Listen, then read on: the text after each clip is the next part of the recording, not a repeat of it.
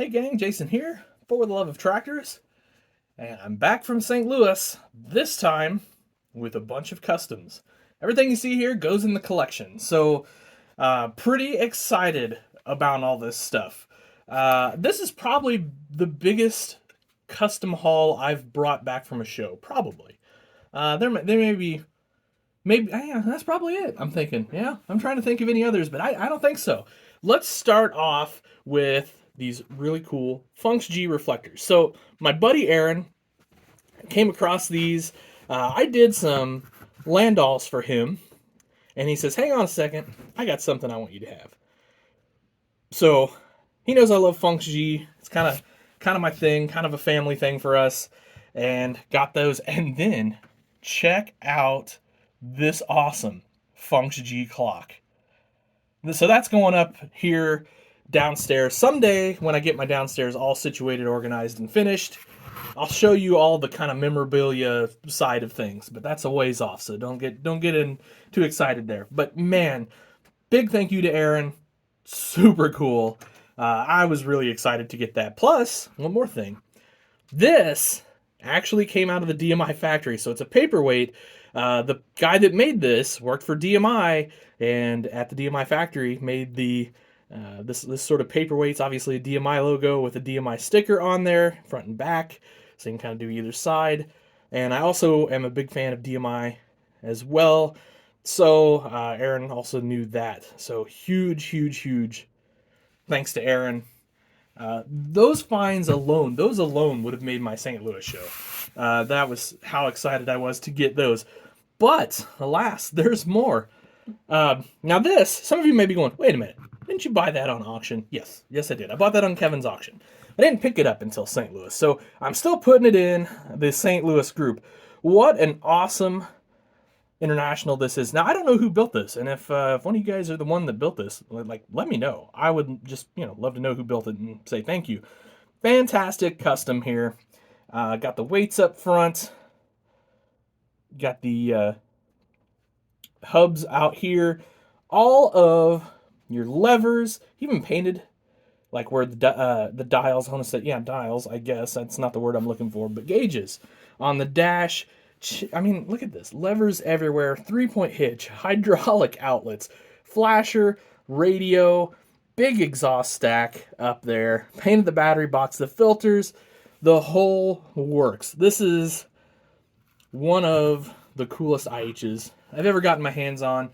And when I saw this come up for auction on Kevin's Minute Monday auction, that was going home with me. That's just all there was to it. So even got the steps on the side. Really awesome custom international there. So whoever built that, again, you did a really fantastic job. And I am proud to have that in my collection where it will be forever. So next up, let's head over to my buddy Dave Holman. So if you guys are familiar with Dave, or if you're not familiar with Dave, Heartland Customs, you can find him on the internet.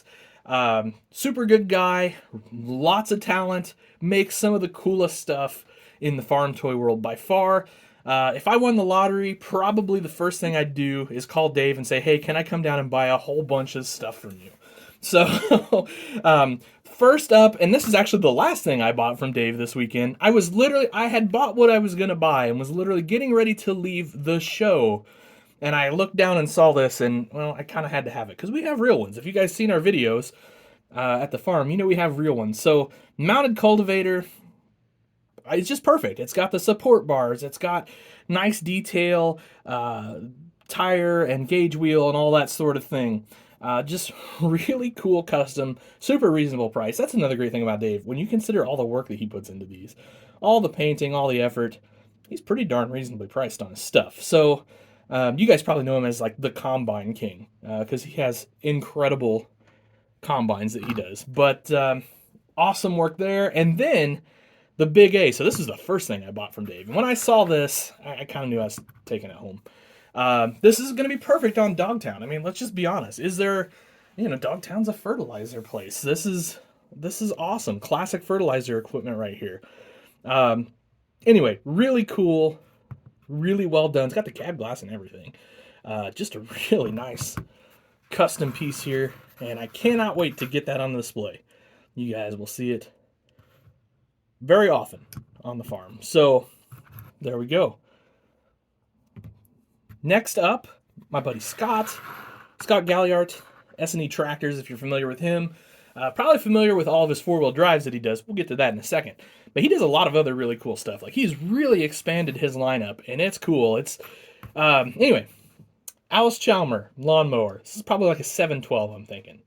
And the reason I had to have this is Allis Chalmer 712, first lawnmower that riding lawnmower we ever had at our house, and the first lawnmower I ever mowed with. And I spent a lot of summers mowing yards, mowing the neighbors' yards, the grandparents' yards, whoever's yards I could get to get some money to head off to farm toy shows with on this tractor. So, one, huge shout out to Scott for making it just unbelievably cool.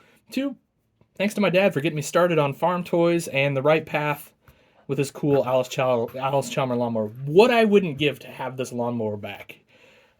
It's somewhere, but I don't know where. Somewhere fairly local, I'm sure, but man, I would love to have that back and in the collection. Anyway, speaking of Scott, I mean, I haven't found a versatile, I'm sorry, oh my gosh, did I just say versatile? I did. I haven't found a Steiger yet that I don't like, and I'm a Steiger fanatic, and this had to come home with me. So it was, believe it or not, it was actually a toss-up. He had dozens of tractors I would have loved to have brought home, but budget-wise, I knew I could only pick one big one. So it was down to this. He had a really great big bud with the blue graphics on it. Super cool. Would have loved to have had that. And then he had, I'm going to mispronounce it, like Camco, which was awesome too. But you guys know Steiger Green's going to win. They're always going to win that battle. And so this is headed to the classic tractor section of Dogtown Farms. So again, you're going to see a lot of this tractor in the not too distant future. Look at that, nice. You've got the hydraulic detail, you've got the lights, really nice looking hitch back there, dual exhaust, great work. Thanks again, Scott. Really appreciate it, and it was super fun talking to you as well.